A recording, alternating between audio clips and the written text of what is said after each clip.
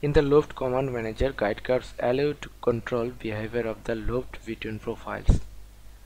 Let's take the simple lofts in add guide curves to change the way the profile connect.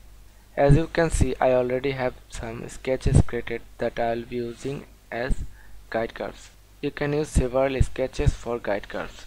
First, select the icon of the loft and select the loft profiles.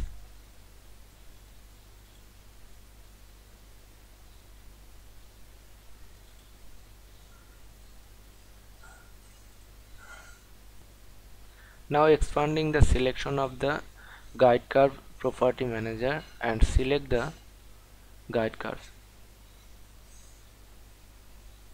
Some influence list of guide curves property manager. Here to next guide curves influence is selected. Now I'll select next sharp.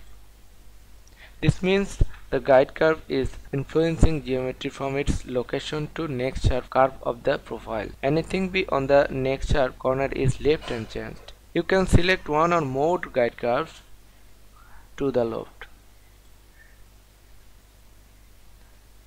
Now select OK.